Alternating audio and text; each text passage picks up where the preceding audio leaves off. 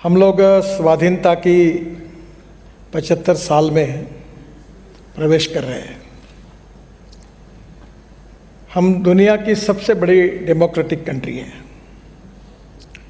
और इसलिए स्वाभाविक रूप से हमारे लोकतंत्र की तरफ पूरी दुनिया का एक प्रेरणा के रूप में एक ध्यान है। हमारा जो लोकतंत्र है वो 4 स्तंभों पर खड़ा है। उसमें से एक स्तंभ है judiciary, independent, impartial and fair judiciary. ये लोकतंत्र की आवश्यकता है। दूसरी जो हमारी स्तंभ है वो है एग्जीक्यूटिव विंग, जो हमारी ब्यूरोक्रेटिक सिस्टम है, जो प्रशासन को चलाते हैं, वो हमारा दूसरा स्तंभ है। तीसरा स्तंभ जो है वो मीडिया है, जो freedom of speech and fundamental right की बात आदरणीय जोशी जी कर रहे थे, उसको अगर इस देश में कायम रखना है तो वो मीडिया का रोल बहुत इम्पॉर्टेंट है, जो लोकतंत्र का तीसरा सबसे इम्पॉर्टेंट एक महत्वपूर्ण पिलर है। और चौथा जो पिलर है वो है हमारा संसदीय लोकतंत्र। हमारे सांसद, हमारे विधायक और हमारी विधानमंडल, विधायिका, ये हमारे लोकतंत्र का चौथा स्तंभ है और इसके आधार पर यह लोकतंत्र खड़ा है। और स्वाभाविक रूप से ये कहना आसान है कि ऐसा क्यों नहीं हो रहा, ऐसा क्यों हो रहा है, ये कारण क्या है। तो मुझे ऐसा लगता है कि we need to redefine the meaning of politics. राजनीति का अर्थ क्या है, ये एक बार हम सबको विचार करके सोचना होगा। Politics is the instrument of socio economic reform. राजनीति ये सामाजिक आर्थिक परिवर्तन का प्रभावी उपकरण है और इसलिए लोकतंत्र के माध्यम से समाज में जो सबसे आखिरी पायदान पर जो व्यक्ति खड़ा है उसके जीवन को सस्टेनेबल करना, सामाजिक आर्थिक परिवर्तन करना, उसी से समाज का और राष्ट्र का निर्माण करना, ये लोकतंत्र का मकसद है। We need to understand what is the difference between letter and spirit. जो कानून लिखा जाता है वो लेटर है, we need to understand spirit.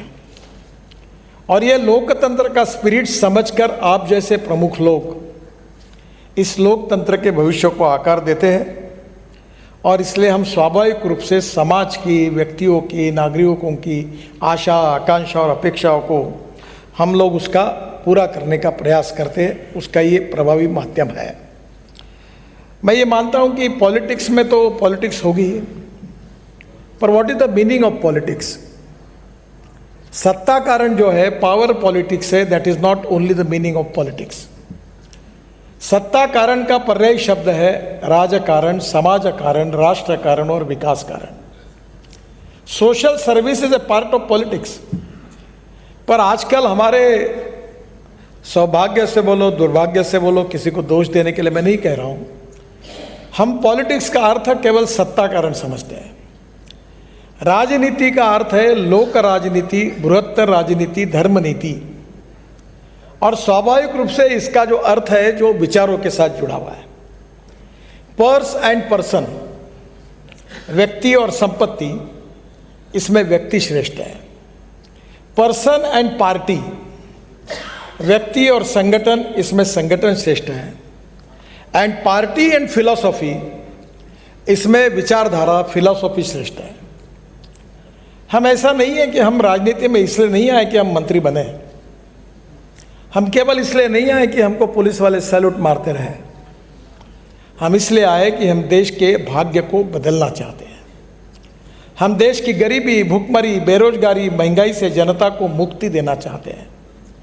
Education के फील्ड में, हेल्थ सर्विस के फील्ड में, इंफ्रास्ट्रक्चर के फील्ड में, एग्रीकल्चर के फील्ड में, इंडस्ट्री के फील्ड में, जो जो ऐसे फील्ड है जिसमें से समाज का कल्याण हो सकता है, उसमें हमें परिवर्तन करना है। जो अपेक्षाएं गुलाब जी ने और आदरणीय जोशी जी ने व्यक्त की है वो यही है, एक वाक्य में, कि उनका कहना यही है कि हमें गुणात्मक परिवर्तन होना चाहिए। पक्ष अलग अलग हो सकते हैं। अटल बिहारी वाजपेयी जी की एक बात को मैं अक्सर याद रखता हूँ कि बोलते मतभेद होने चाहिए, मनभेद नहीं होने चाहिए। मतभिन्नता हो सकती है पर मनभेद नहीं हो सकते। विचारधारा से दूसरे के विचारधाराओं का सम्मान करना ये लोकतंत्र का आस्था है, आत्मा है। अलग अलगता में एकता, यही हमारी विशेषता। हमारे विचार अलग होने के बाद भी लोकतंत्र के ऊपर, देश के विकास के ऊपर, गरीब के कल्याण के ऊपर तो मतभेद नहीं हो सकता। और इसलिए स्वाभाविक रूप से लोकतंत्र का आत्मा जो है वो क्या है, और लोकतंत्र में राजनीति का सही अर्थ क्या है जिसके लिए हम आए हैं, ये हमें सोचना होगा। दोष जनता को देकर नहीं चलेगा जी, हमें हमारे तरफ देखना होगा। हम जितने अच्छे होंगे उतना लोकतंत्र अच्छा होगा, हम जितना अच्छा सोचेंगे उतना लोकतंत्र अच्छा होगा। प्रश्न ये नहीं है कि हम कौन से पार्टी के, कौन से विचारधारा के हैं। हमारी विचारधारा हमारे साथ है और उससे हम लॉयल रहना चाहिए। विचारधारा के साथ इसलिए लॉयल रहना चाहिए कि उस विचारधारा के आधार पर हम सामाजिक आर्थिक परिवर्तन करके राष्ट्र का निर्माण करने का संकल्प हमने किया है। अलग अलग मार्ग है, कोई कहता है कि हम इस मार्ग से जाएंगे, कोई कहता है इस मार्ग से जाएंगे। उसको अधिकार है, जनता की अदालत में जो निर्णय करेगी कि कौन से मार्ग से हमको जाना है। और लोकतंत्र ने अधिकार जनता को दिया है, और इसलिए स्वाभाविक रूप से जो गुणात्मक परिवर्तन होना चाहिए, इस बात का आदरणीय जोशी जी और गुलाब जी ने जो अपेक्षा व्यक्त की है, उसकी सबसे पहली जिम्मेदारी मेरे ऊपर है, हम सब के ऊपर है। हम कैसा बर्ताव करते हैं, हमारा चाल चलन व्यवहार और चरित्र कैसा है, इसी पर लोकतंत्र का भविष्य निर्भर करेगा।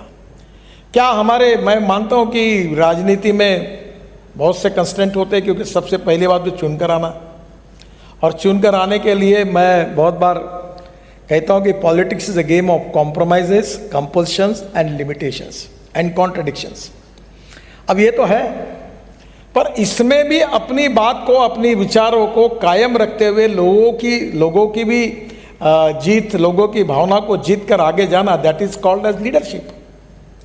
और लीडरशिप तो ये इंपॉर्टेंट होती है, कभी हार होती है, कभी जीत होती है, कभी खुशी होती है, कभी गम होता है, कभी सम्मान होता है, कभी अपमान होता है, कभी प्रतिष्ठा मिलती है, तो कभी ऐसी भी स्थिति आती है। It's a way of life. मैं स्टूडेंट लीडर था, तो आप शायद जानते हो कि डॉक्टर श्रीकांत जिचकार करके मेरे मित्र थे, बहुत विद्वान थे, कांग्रेस के सांसद भी थे, और उनने इतनी डिग्रियां हासिल की थी, बहुत होशियार आदमी थे। तो एक दिन मुझे कह रहे थे कि मैं और वो जब यूनिवर्सिटी स्टूडेंट पॉलिटिक्स में एक दूसरे के खरोद में खड़े रहे, मैं 6 वोट से हार गया। तो मुझे उन्होंने कहा कि नितिन, तुम बहुत अच्छे हो, पर तुम्हारे पार्टी को कोई भविष्य नहीं है। क्योंकि उस समय हम डिपॉजिट जिसका जब्त नहीं होता था उसका सत्कार करते थे, मुझे हमको जीत लगती थी, क्योंकि आज जैसे दिन नहीं थे। तो बोला, आप एक काम करो, आप ये पार्टी छोड़ दो और तुम कांग्रेस में आओ, तुम्हारा भविष्य अच्छा होगा। मैंने कहा, आपने मुझे कहा इसलिए मैं आपका आभारी हूँ, पर मैं अपनी विचारधारा को कभी नहीं छोड़ूंगा। शायद जो भी होगा सो होगा। अब सवाल ये होता है कि अपनी मूलभूत बातों को हम छोड़े या ना छोड़ें। पानी तेरा रंग कैसा जिसमें मिला है वैसा, ऐसा नहीं होना चाहिए। जो भी विचारधारा है, जो भी संगठन है और जिस पर का क्रम चलते हैं, उसके साथ हमारी ऑनेस्टी होनी चाहिए। जीत हार होती है।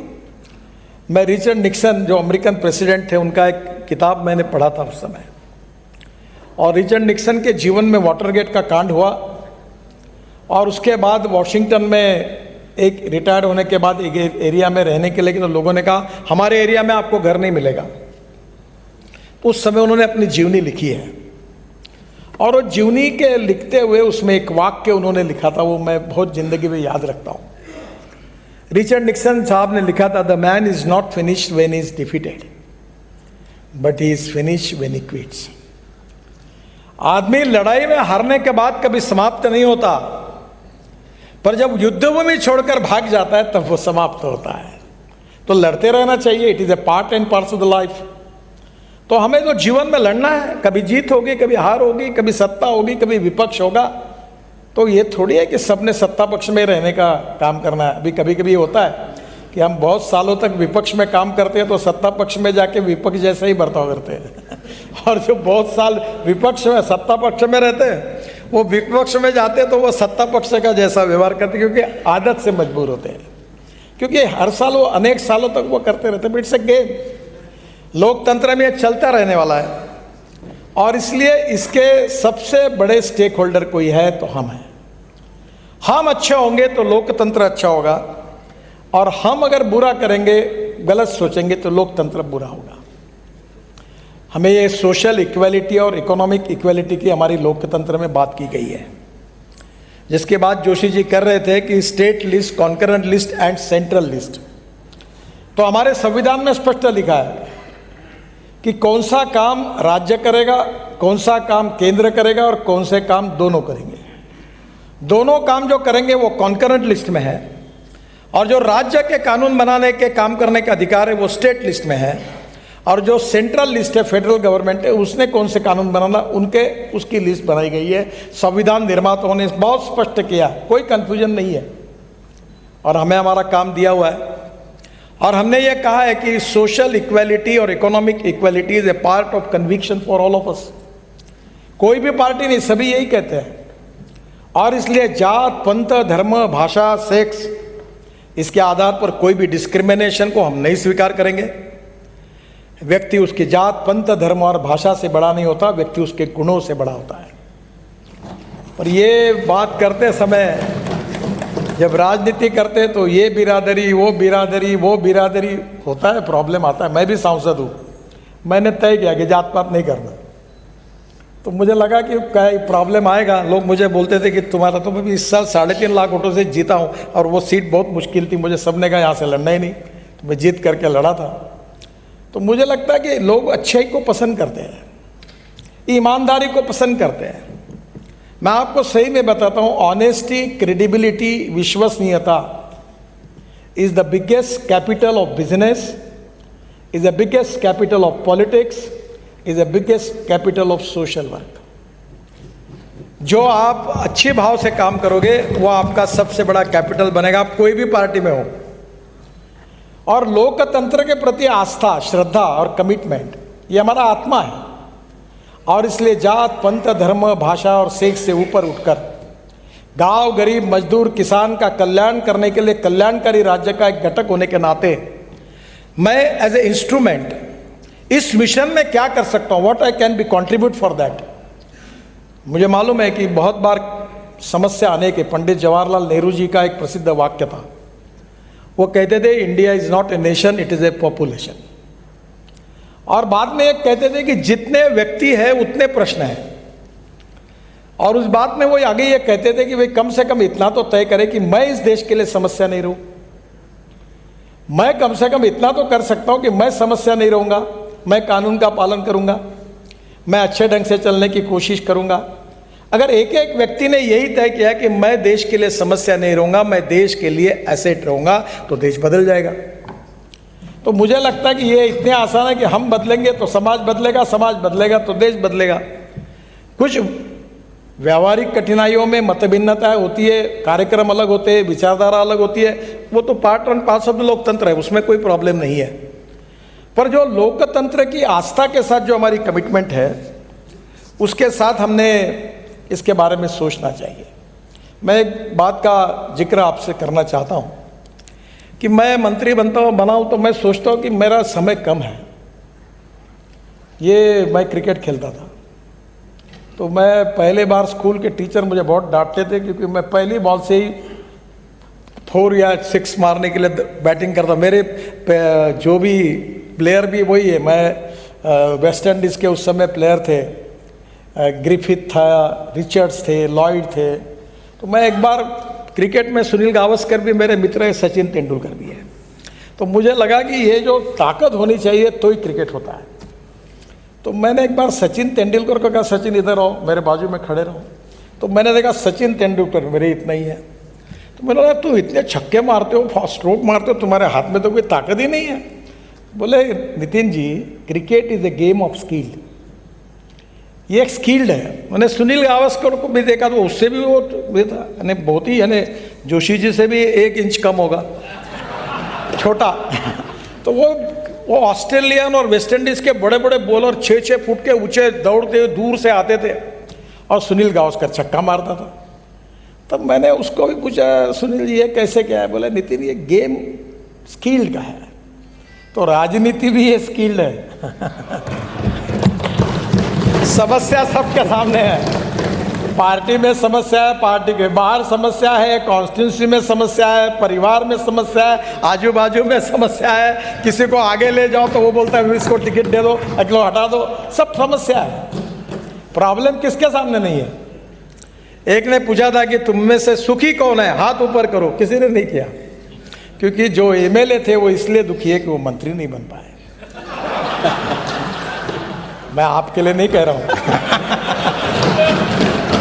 मंत्री इसलिए दुखी थे कि उनको अच्छा डिपार्टमेंट नहीं मिला।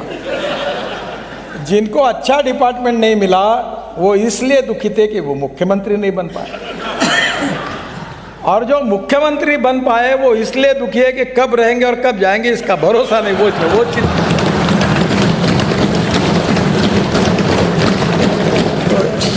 शरद जोशी करके हास्य व्यंग्य कवि थे, बहुत सुंदर कवि थे, शायद आप जानते होंगे, मैं उनका बहुत प्रशंसक हूँ, लेखक थे भोपाल के।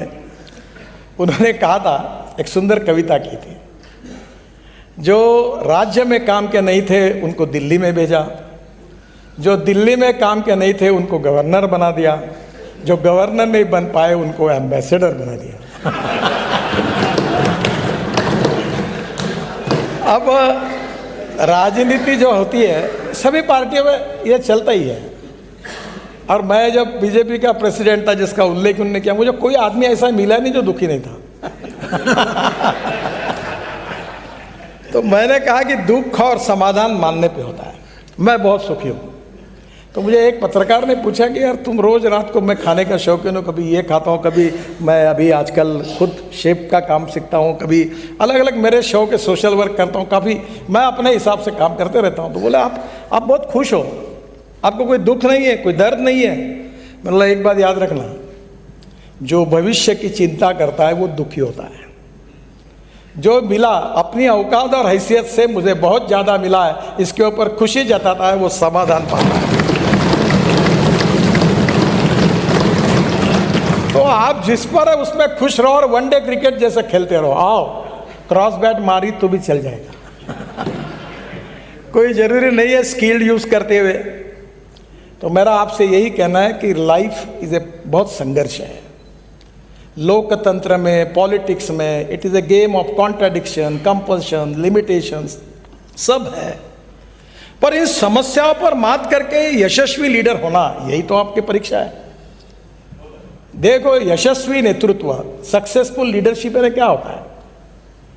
और इसलिए मैं ये मानता हूँ कि निश्चित रूप से हमारे लोकतंत्र को प्रगल्भ बनाना, समृद्ध बनाना, संपन्न बनाना, हमारी वैचारिक मतभिन्नता होने के बाद में भी इस राष्ट्र को आगे लेके जाना, गांव गरीब मजदूर किसान का कल्याण करके उनको सस्टेनेबल सुसह्य जीवन देना, ये निश्चित रूप से हम सब की कमिटमेंट है, कन्विक्शन है, और हम सब का आत्मा विचार यही है। महात्मा गांधी जी ने कहा कि लोकतंत्र, मेरी धारणा यह है कि इसमें सबसे कमजोर व्यक्ति और सबसे शक्तिशाली व्यक्ति को समान अवसर मिले। मैं मंत्री था तो एक बार ये साइकिल रिक्शा चलाते थे, तो मैं बचपन में मेरी माँ के साथ जब स्टेशन पे जाता था, नागपुर में तो एक चढ़ाव आता था, तो रिक्शा बेचारा उतर के हमको खींचता था। तो मुझे अच्छा लगा, मैं तुरंत उतर के 4-4 लोग साइकिल रिक्शा में बैठते थे, मुझे बड़ा दुख होता था। फिर मैंने कहा कि ये साइकिल रिक्शा को मैं मंत्री बना ट्रांसपोर्ट का, तो मैंने तय किया कि मैकेनिक्स ड्रिवन ही रिक्शा आएगा, ये रिक्शा नहीं होगा देश में, 1 करोड़ लोग चलाते हैं। फिर मैंने कहा इसका कानून बनाओ, तो कोर्ट में चले गए लोग। कोर्ट कहा कि तुम बना नहीं सकते, तो मैंने उनको अलाउ किया था कि इस कंपनी का एक्सल होगा, इसका चक्का होगा। तो उन्होंने बोला ये तो नहीं होगा, ये कोड तुम्हारे स्टैंडर्ड में नहीं बैठेगा। तो मैंने एक दिन अटॉर्नी जनरल को कहा कि मुझे सुप्रीम कोर्ट में मैं आता हूँ बात करने के लिए। बोले ऐसी प्रथा नहीं है। तो बोला आप, मैं कह रहा हूँ वो बात कोर्ट को कहो कि इस देश में 1 करोड़ लोग ऐसे हैं जो साइकिल रिक्शा चलाते चलाते बेचारे, मुझे मुलायम सिंह यादव एक बार कह रहे थे पार्लियामेंट में कि डॉक्टर लोहिया कहते थे कि मैं जिंदगी भर इस रिक्शा में नहीं बैठूंगा। आदमी आदमी को खींचता है, ये शोषण है। तो बाद में दीनदयाल उपाध्याय जी ने कहा कि जिस दिन ये प्रथा बंद हो जाएगी वो दिन इस देश के इतिहास का सुनहरा दिन होगा। तो मैं गया तो कोर्ट ने स्टे दे दिया, बोला ये नहीं कर सकते, ये ISI का माल, ये वो कंपनी का मटेरियल, ये उस। तो अगर मैं मतलब पूरा स्टैंडर्ड्स को, तो रिक्शा 2 लाख रुपए का होगा, और ये अगर बाजार के पार्ट लाएगा तो ये 80,000 रुपये का होगा, 1 लाख का होगा। तो मैंने कहा, खूब लड़ाई हुई, आखिर मैं जीत गया। तो मैंने कहा कि ये स्टैंडर्ड, अगर ये एक बजाज कंपनी का चक्का और हीरो का पैडल अगर वो साइकिल रिक्शा वाला यूज़ करता है तो करने दो। तो मुझे वकील ने पूछा, ये गलत नहीं है? गलत है। As far as standards are concern, absolutely you are correct कि ये गलत है। पर जो गरीब आदमी है, जो शोषित है, पीड़ित है, दलित है, जिसके पास खाने के लिए रोटी नहीं, शरीर पर कपड़ा नहीं, जो रोज 200 रुपये कमा के कह रहा, उसके लिए अगर कानून तोड़ना पड़ेगा तो महात्मा गांधी जी ने कहा 10 बार तोड़ो। तो मैं समझते हुए भी उस गरीब व्यक्ति को सस्ते में मिले, इसलिए ये कानून भी करना चाहता हूं और ये बाजार के पार्ट यूज करने की अनुमति भी देता हूं। अब शायद मैंने गलत किया, सही किया, क्योंकि कंपनी वाले बड़े बड़े नाराज हो गए कि हमारे पार्ट का डुप्लीकेट यूज करके लोग बना रहे। मैंने कहा, भाई गरीब आदमी का फायदा है ना, तो आप उसका विरोध मत करो। तो गरीब का कल्याण जो है ये हमारे जीवन का मकसद है, और ये अगर हमको करना है तो मैं आपको 3 बातें जो है वो जो आपके सामने रखना चाहता हूं। हमारे देश का जो GDP है टोटल, उसमें 22 से 24% मैन्युफैक्चरिंग सेक्टर से है, 52 से 56% सर्विस सेक्टर से है, और करीब 12 से 14% एग्रीकल्चर एंड अलाइड सेक्टर से है। अब मुझे बताइए कि महात्मा गांधी जब कहते थे कि हमारा देश गांव में बसता है, तब 85% पॉपुलेशन, जनसंख्या हमारी गांवों में बसती थी। आज 30% माइग्रेशन हुआ है, लोग शहरों में आए। जयपुर की आबादी बढ़ रही, मुंबई की बढ़ रही, पुणे की बढ़ रही, नागपुर की बढ़ रही, दिल्ली की बढ़ रही, गांवों की कम हो रही है। ये लोग क्यों आ रहे हैं? ये लोग शहरों में क्यों आ रहे हैं? वहाँ की झुकी झोपड़ी में क्यों रहते हैं? क्या खुशी से आ रहे हैं? गांव में जाने के लिए रोड नहीं, पीने के लिए पानी नहीं, स्कूल की हालत ऐसी है कि अगर स्कूल की बिल्डिंग है तो टीचर नहीं, टीचर है तो बिल्डिंग है नहीं, दोनों है तो विद्यार्थी नहीं, तीनों है तो पढ़ाई नहीं। मैं कोई राज्य की बात नहीं कर रहा हूँ, मैं देश की ओवरऑल बात कर रहा हूँ। अस्पताल की हालत ऐसी होती है कि ये कभी डॉक्टर है तो नर्स नहीं, नर्स है तो डॉक्टर नहीं, दोनों है तो दवाई नहीं, तीनों है तो कौन मरने के जाए, ऐसे अस्पताल बने हुए। कल मैं एक वेटरनरी हॉस्पिटल का उद्घाटन किया मैंने, तो मैं उनको देख रहा था। हमारे गांव में मैं खेती का देखता हूँ, खेती है हमारे यहाँ। तो हमारे जब भैंस गर्म हो जाती थी तो डॉक्टर गाँव में नहीं रहता था, डॉक्टर गांव में आता था तो भैंस गर्म नहीं होती थी। आखिर डेयरी पूरी बंद हो गई चले गए, क्योंकि इसका टाइमिंग है, कभी नहीं मिला। तो गांव में गरीबी है, भूखमरी है, बेरोजगारी है, और 115 एस्पिरेंट डिस्ट्रिक्ट्स है जो सोशली, इकोनॉमिकली, एजुकेशनली बैकवर्ड है। क्या हम वहां की इकोनॉमी को बदल सकते हैं? मैं विश्वास के साथ बताता हूं, बदल सकते हैं। और इस इकोनॉमी को बदलने के लिए सबसे बड़ा समस्या अगर कोई है तो आपको शायद राजस्थान की, महाराष्ट्र की, गुजरात की सबसे बड़ी समस्या कोई है तो पानी की समस्या है। पानी, देखो, पानी की समस्या देश की नहीं है। पानी की समस्या राजस्थान, गुजरात, महाराष्ट्र, कर्नाटक, तमिलनाडु, आंध्र प्रदेश, तेलंगाना, उसके बाद में छत्तीसगढ़, उसके बाद में झारखंड, ओडिशा, इन राज्यों की समस्या है। मैं वाटर रिसोर्सेज मंत्री था और मुझे याद है उस समय आपके सिंचाई मंत्री आते थे, तो मैं सब मुख्यमंत्रियों को कहता था पहले कि दरवाज़ा बंद करो, और तुम जब तक झगड़ा नहीं मिटाते तब तक मैं दरवाज़ा खोलता नहीं। तुमको अभी निर्णय करना ही पड़ेगा। ये क्यों झगड़ा कर रहे हो? उस समय 13 झगड़े 1970 से पड़े थे, मैंने करीब 11 झगड़े मिटा दिए। राजस्थान को पानी नहीं मिलता था यमुना का, उधर उत्तराखंड, दिल्ली, हिमाचल, वहाँ का पानी यहाँ तक आने तक उन्हीं के झगड़े होते थे। काफ़ी करीब निपट गए। मुझे आश्चर्य लगा, पंजाब और हरियाणा में विवाद था। भारत जब स्वतंत्र हुआ तो 3 नदियाँ भारत को मिली, 3 पाकिस्तान को मिली, और आज भी हमारे अधिकार के जो पानी है 3 नदियों में, वो हम पाकिस्तान में जा रहा है, वो हम उठा नहीं पा रहे। पर हमारे राज्यों में पंजाब और हरियाणा में पानी के लिए झगड़ा है। ये नहीं हो रहा है कि भाई हमारा पानी उधर का जा रहा है, अधिकार का वो लाओ और हमको सिंचाई बढ़ाओ। मुझे याद नहीं, अभी मैं भूल गया हूँ, पर आपका राजस्थान में वो कैनाल आता है, शायद इंदिरा कैनाल आता है, हाँ, तो उसको केवल लाइनिंग करना था। उस समय मैंने 2,500 करोड़ उसको मंजूर किए थे, वो कितना हुआ मुझे मालूम नहीं, पर वो पूरा होने के बाद राजस्थान के 8 जिलों को पानी मिलता था। केवल जो पानी जो जमीन में जाता था वो केवल लाइनिंग करने से 8 जिलों को पानी मिलता था। आज पानी की कमी हमारी है, और इसलिए सबसे इम्पॉर्टेंट चीज़ मैं आपको मेरे अनुभव से बताता हूँ। मैं एक NGO में काम करता हूँ कि दौड़ने वाले पानी को चलने के लिए लगाओ, चलने वाले पानी को रुकने के लिए लगाओ, रुके हुए पानी को जमीन को पीने के लिए लगाओ। गांव का पानी गांव में, खेत का पानी खेत में, घर का पानी घर में। और ये वाटर कंजर्वेशन का काम बहुत ही आसान है। आपने अगर आपके यहाँ जितना बरसात आती पानी वहीं के भी अगर कर दिया तो शायद आप में से कुछ विज्ञान के शायद पदवीधर होंगे। एक जियोलॉजी करके सब्जेक्ट है, जियोलॉजी, जियोफॉर्मोलॉजी, मिनरोलॉजी और क्रिस्टोग्राफी। तो जो रॉक, तो राजस्थान में आप तो माहिर हैं, आपके यहाँ रॉक ही रॉक है। यह रॉक के बारे में एक साइंटिफिक डेफिनेशन है, Mohs scale of hardness. Talc, gypsum, calcite, apatite, orthoclase, quartz, corundum, diamond. तो diamond is suppose to be the hardest material. तो हम जमीन में कुछ रॉक ऐसे कि जो पानी पीते हैं, कुछ नहीं पीते हैं। तो हमने एक छोटा सा काम किया, NHAI के रोड बना रहा, और मैं आपसे हाथ जोड़ के अनुरोध करता हूँ कि मैं फुकट में करने के लिए तैयार हूँ, आप इसको जरूर करिए। मैंने महाराष्ट्र में हमने कर दिया, हजारों लाखों गाँवों को पानी मिल गया, लोगों को पानी मिल गया, सिंचाई बढ़ गई। तो हम जब रोड का काम करते हैं तो नदी नालों का खोलीकरण और रुंदीकरण करते हैं, और जब तक पानी पीने वाला स्टार्टा नहीं लगता रॉक में, तुम नीचे जाते हैं। और ब्रिज कम बंधारे बनाए हमने। वो लातूर में ट्रेन से पानी आया था, वहाँ 3 ब्रिज कम बंधारे बनाए। अब उसमें कोई अभी भविष्य में गाड़ी से पानी लाने की जरूरत नहीं पड़ेगी। मैंने अभी पंजाबराव कृषि विद्यापीठ हमारे अकोला में उनको 4 तालाब बना के दिए। मैंने अपने जेब से, हमने पैसे नहीं खर्चा किए। रोड बना रहा था नेशनल हाईवे, उसको मिट्टी चाहिए थी। वाइस चांसलर को मैंने बोला कि मैं फुकट में तुमको तालाब बना देता हूँ, तुम फुकट में मिट्टी दे दो, और 4 तालाब बना दिया। वेटरनरी यूनिवर्सिटी को वही अकोला जेल में 1 तालाब बना दिया। 2,500 एकड़ जमीन पानी के नीचे आई। तो आज जब बरसात में पानी आता है तो बाढ़ के कारण हमारा नुकसान होता है, और जब मार्च, अप्रैल, मई में हमें पीने के लिए पानी नहीं रहता। तो मेरा आपसे पहला अनुरोध है कि आप सबसे पहले आपके कॉन्स्टिट्यूंसी में अगर आपने पानी की समस्या को सुलझाया, मुझे मालूम नहीं आपका इरिगेशन कितना है टोटल ज़मीन के, शायद 18 से 22% होगा। जब तक महाराष्ट्र में भी वही है, जब तक हमारा इरिगेशन 50% के ऊपर नहीं जाता तब तक ये देश आत्मनिर्भर नहीं बन पाएगा, गांव समृद्ध संपन्न नहीं बन पाएंगे।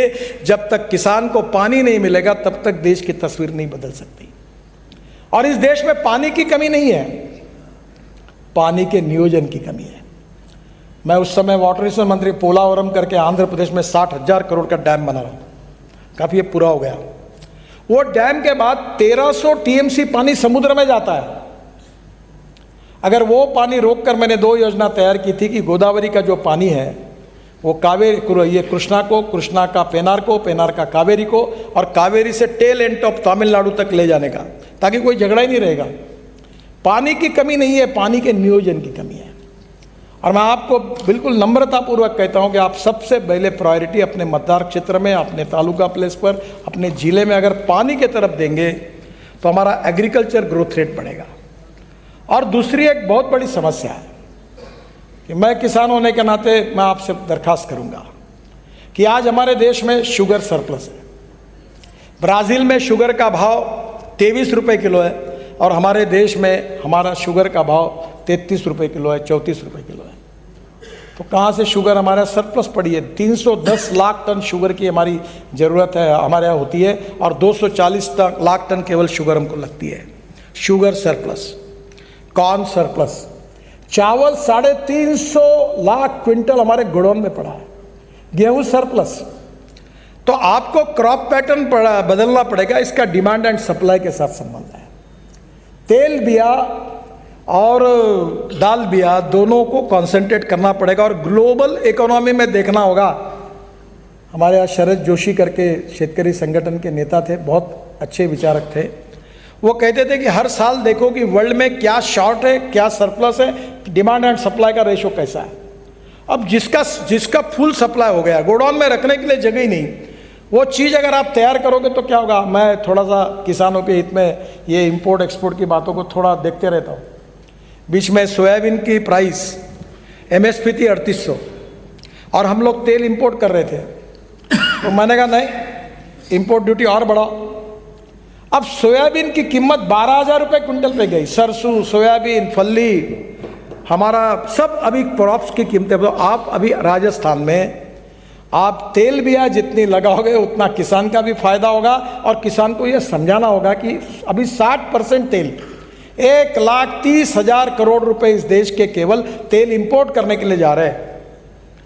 तो हमें स्वयं पूर्ण बनाना है तेल में, और इसलिए साखर शुगर के बजाय अब हमने कहा इथेनॉल बनाओ। मैं 2009 से बोल रहा हूँ कि इस देश का किसान हवाई ईंधन बना सकता है, इस देश का किसान गाड़ियाँ चला। अभी मैं ट्रांसपोर्ट मंत्री हूँ, मैंने मोटरसाइकिल, स्कूटर सब इथेनॉल पे चलाने के लिए शुरुआत कर दी, और फ्लेक्स इंजन की पॉलिसी ला रहा हूँ। अब आपकी गाड़ी पेट्रोल की होगी, ऑटो रिक्शा पेट्रोल का होगा, स्कूटर पेट्रोल की होगी, तो आपके साथ चॉइस होगा कि 100% इथेनॉल डालो या पेट्रोल डालो। ये अमेरिका में, ब्राज़ील में और कनाडा में है, कोई नई बात नहीं बता रहा हूँ मैं। तो पूरे यहाँ के किसानों का ये गेहूँ चावल तैयार करने के बजाय पेट्रोल डीजल तैयार करो। मैंने मेरा खुद का ट्रैक्टर CNG पे कन्वर्ट किया, और ये 1.25 लाख रुपए मेरी बचत है साल की। अगर एक किसान के अगर लाख 1.25 लाख बच जाएंगे तो उसकी हालत सुधर जाएगी। तो इनोवेशन, टेक्नोलॉजी ये बहुत इंपॉर्टेंट है। मैं आपको एक बात रिक्वेस्ट करूंगा कि लोकतंत्र में स्थानिक छोटे छोटे लेवल पर आपकी ये प्रधानमंत्री ग्राम सड़क योजना जो है, ये बनाने का सौभाग्य मुझे मिला। मैं उस समय महाराष्ट्र में मंत्री था और वाजपेयी जी ने मुझे बुलाया था, तब सुंदरलाल पटवा ग्रामीण विकास मंत्री थे। तब मुझे वाजपेयी जी ने कहा कि ये नितिन हम गांव को कैसे करें। मैंने बोला ये योजना बन सकती है। जब मैंने बनाकर उनको प्रेजेंटेशन दिया तो नीति आयोग के लोग आए और बोले वाजपेयी जी, प्रधानमंत्री जी, ये हमारा अधिकार नहीं है, हमारा मैंडेट नहीं है, दिस इज स्टेट सब्जेक्ट। 2 बार मैं कहता था और हर बार वो उनको वाजपेयी जी को बोलते थे कि स्टेट सब्जेक्ट है। तो मेरे से रहा नहीं गया। एक दिन वाजपेयी जी ने मुझे पूछा ये होता क्यों नहीं। तो मैंने कहा अटल जी, मैं थोड़े देश का प्रधानमंत्री हूँ, आप बताओ ये क्यों नहीं होता। तो मैंने कहा इसलिए नहीं होता कि आपको दबा के कहना पड़ेगा, आप देश के भाग्य बताओ ये कौन है। राज्य आपके दिमाग से चलेगा, इनके दिमाग से नहीं चलेगा। आप बोलो कि मुझे ये करना है तो हो जाएगा। बोले अटल जी बोले मैं कहूँगा, और तुरंत उन्होंने कहा कि ये योजना बनाना है, बाकी बातें मुझे मत बताओ। तो बोले पैसा नहीं है। तुरंत फिर वाजपेयी जी ने मेरे पास देखा, मैंने बोला पेट्रोल डीजल पर 1 रुपया सेस लगा दो तो पैसा आ जाएगा। जो CRF का फंड है जिसके लिए आप में बहुत झगड़ा होता है, ये मेरे को दो, तो वो पेट्रोल डीजल का पैसा है, वो निश्चित होता है।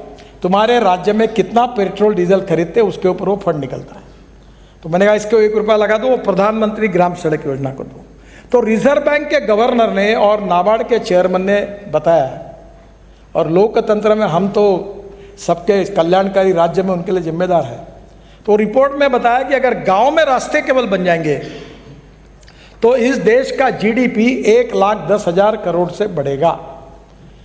दूध शहरों तक जाएगा, फल फूल सब्जियां जाएगी। अब मुझे बताइए, हमारे गांव में स्वाधीनता के बाद आज भी अनेक गांव में रोड नहीं है। मैं अमेरिकन प्रेसिडेंट जॉन केनेडी का एक वाक्य मेरे ऑफिस में मैंने लिख के रखा है। जॉन केनेडी ने कहा था कि American roads are not good because America is rich, but America is rich because American roads are good. America धनवान है, इसके कारण अमेरिका के रास्ते अच्छे नहीं हुए, तो अमेरिका के रास्ते अच्छे हुए, इसके कारण अमेरिका धनवान हुई। Prosperity is coming from the road. तो आज स्वाभाविक रूप से आपके मतदार क्षेत्र में जब रोड बनेंगे तो मैं आपको बताऊं तो रोड और पानी 2 से तस्वीर बदल जाएगी। और आज मैं मानता हूं कि सबकी यही धारणा होती है कि ये रोड बना दो, ये ब्रिज बना दो, क्योंकि उसके मन में आस्था होती है। मैं एक रोड बना रहा हूँ अभी, वो इटावा से चंबल एक्सप्रेस हाईवे। मैंने गहलोत साहब से भी बात की थी, और राजस्थान में कोटा तक आए। मुझे थोड़ा आपके यहाँ की जागरूकता मालूम नहीं है ज़्यादा, वो कोटा तक आता है। तो पूरा चंबल किस लिए प्रसिद्ध है आपको मालूम है? तो मैंने शिवराज जी को कहा कि मैं हाईवे बना देता हूँ, लैंड पड़ी है 90% फुकट, ऐसी कोई ज़रूरत नहीं एक्विजिशन की, तो रोड बना दूंगा, एक्सप्रेस हाईवे, अभी उसका काम कर रहे हो, जो कोटा तक आएगा और मुंबई दिल्ली हाईवे को मिल जाएगा। तो मैंने कहा शिवराज जी आप एक काम करो कि आप दिल्ली से 4 घंटे पर है, तो आप डिक्लेयर कर दो कि दिल्ली से जो भी इंडस्ट्री यहाँ डालेगा उसको ज़मीन मुफ्त में देंगे। बोले मुफ्त में? मतलब तुम्हारा घर का चारा क्या, तो पुकट पड़ी, वेस्ट लैंड पड़ी है, दे दो, इंडस्ट्री आएगी, रेवेन्यू मिलेगा, रोजगार मिलेगा, वहाँ की प्रगति और विकास हो जाएगा। तो आखिर कोई क्यों आएगा यहाँ, कोई ना कोई उसको इंसेंटिव मिलेगा तो ही आएगा। तो आज ऐसी स्थिति है कि हमारे क्षेत्र में हमको विकास करने की विजन बनानी पड़ेगी। पहली विजन राज्य की होगी, दूसरी विजन रीजन्स की होगी, तीसरी विजन जो होगी डिस्ट्रिक्ट की होगी, चौथी विजन तालुका की होगी और 5वीं विजन जो है मतदार क्षेत्र की आपकी होगी। मैं अक्सर एक बात कहता हूँ कि you can donate I but you can not donate vision. आंखें दान करना आसान है पर दृष्टि दान करना बहुत कठिन है, और विकास की अप्रोप्रिएट दृष्टि आप ही देंगे तो आपके क्षेत्र को मिलने वाली है और इससे पूरा परिवर्तन होगा। तो मेरी एक ही आपसे अनुरोध है कि संसदीय लोकतंत्र में आप बहुत सी बातें बताने लायक समय की कमी है, पर आपके मतदार क्षेत्र को यूनिट मानकर आप बाकी बातें सोचो, बाकी मत सोचो कि मेरे मतदार क्षेत्र को मैं रोजगार कितने तैयार करूंगा। अभी मैंने तय किया है कि मेरे लोकसभा क्षेत्र में मैंने अभी तक 56,000 लोगों को रोजगार दिया है, लिस्ट है नामों की, और मैं अगले 3 साल में 1 लाख लोगों को पूरा करूंगा। तो नेचुरली जिसके 2 होठ तो होते हैं, कोई भी जात का हो, मुझे ठप्पा मारेगा क्योंकि उसको नौकरी मिलेगी तो देने वाला है। देखो पॉलिटिक्स क्या होता है, पॉलिटिक्स में देखिए 2 प्रकार का, नेशनल पॉलिटिक्स, सोशल पॉलिटिक्स।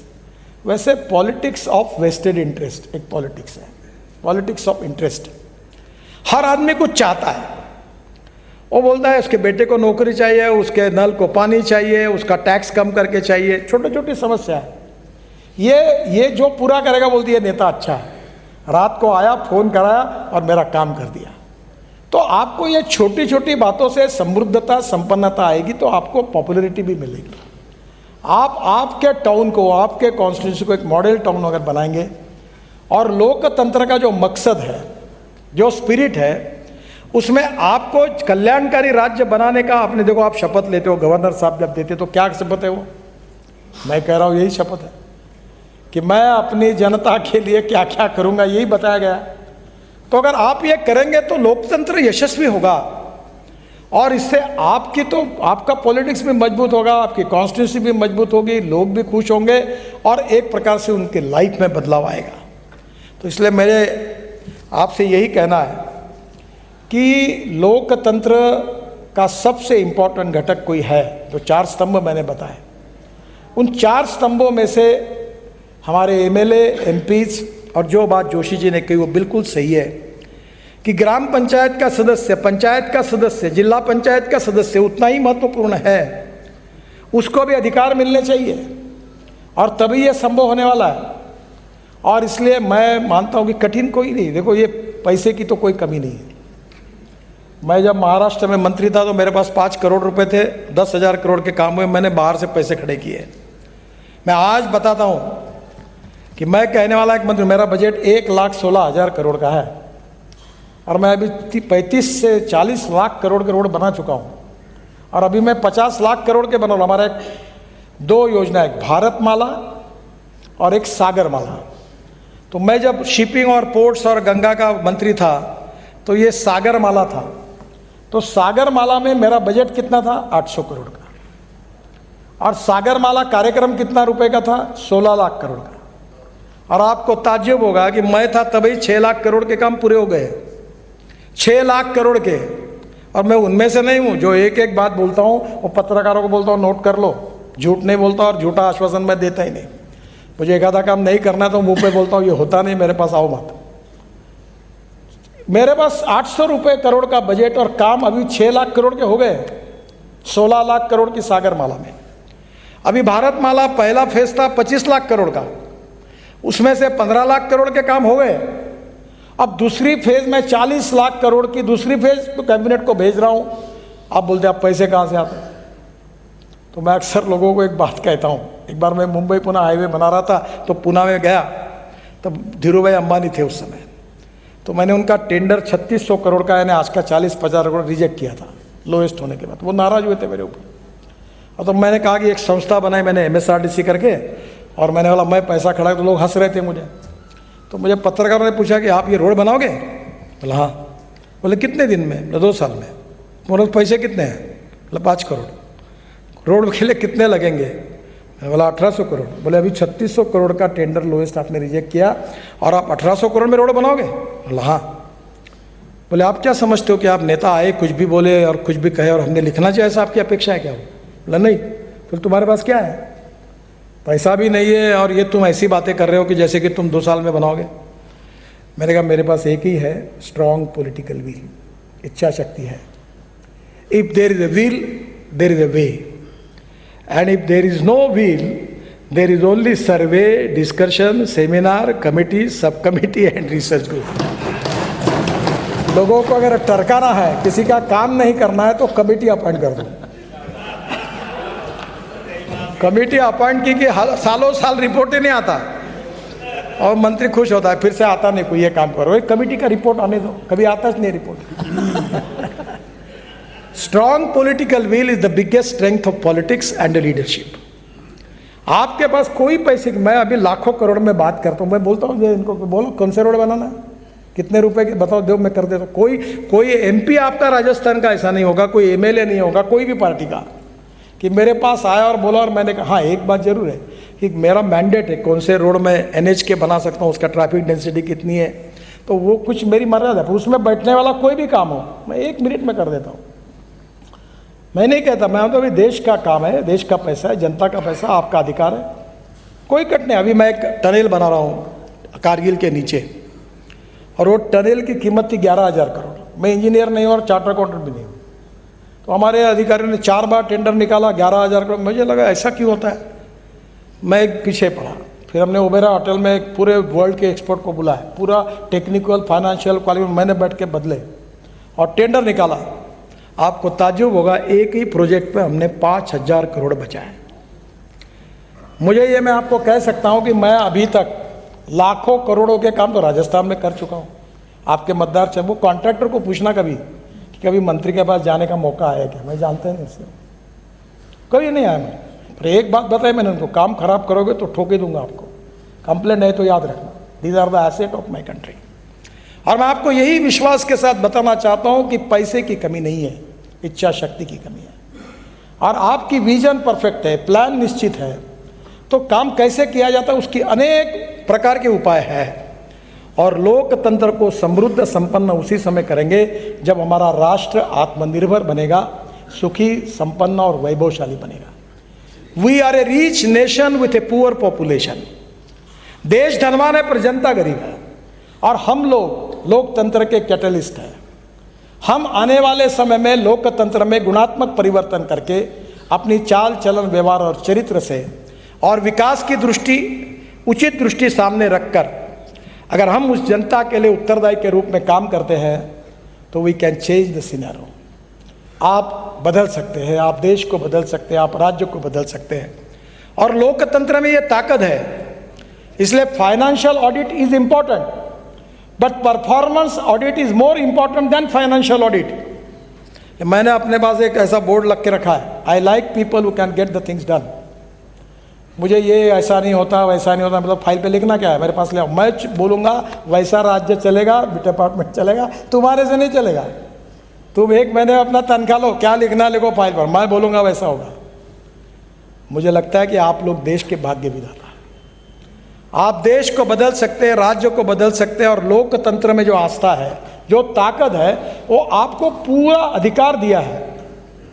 और इस लोकतंत्र के माध्यम से, इस शासन प्रणाली पर, संसदीय लोकतंत्र पर जो हमारा आत्मा है देश का, उसके ऊपर विश्वास रखकर और विकास की राजनीति जात, पंथ, धर्म, भाषा के ऊपर लोकतंत्र की कटिबद्धता के साथ अगर आप काम करोगे तो मेरा विश्वास है कि जनता की अपेक्षाएं भी पूरी होगी, हमारा कॉन्स्टिट्यूंसी, हमारा जिला भी आगे जाएगा, राज्य भी आगे जाएगा, और एक दिन हम दुनिया की नंबर 1 की सुपर इकोनॉमिक पावर बनेंगे।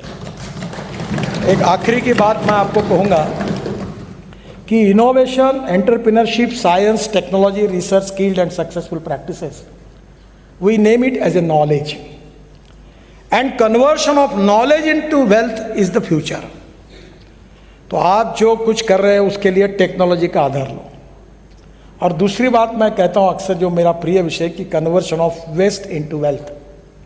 आपके जयपुर जैसे हमारा शहर है, हमने टॉयलेट का पानी जो निकला, सीवेज वाटर, वो बेच दिया है। 300 करोड़ रुपए में साल के कमाते हैं हम, 300 करोड़ टॉयलेट का पानी बेचकर। No one is waste, it is depending upon the vision of the leadership and the technology that you can convert waste into wealth. The knowledge into wealth and waste into wealth is depending upon the vision of the leadership. आप ये कर सकते हैं, you can make miracles, और आपकी appropriate vision भविष्य को बदल सकती है। संसदीय लोकतंत्र उससे यशस्वी होगा, जनता की अपेक्षाएं पूरी होगी और राष्ट्र समृद्ध और संपन्न बनेगा। और इस काम में आप सबको भगवान बहुत बहुत ताकत और शक्ति दे और आपके हाथ से अच्छा काम हो, इसलिए मेरी हृदय से बहुत बहुत शुभकामनाएं। धन्यवाद, नमस्कार।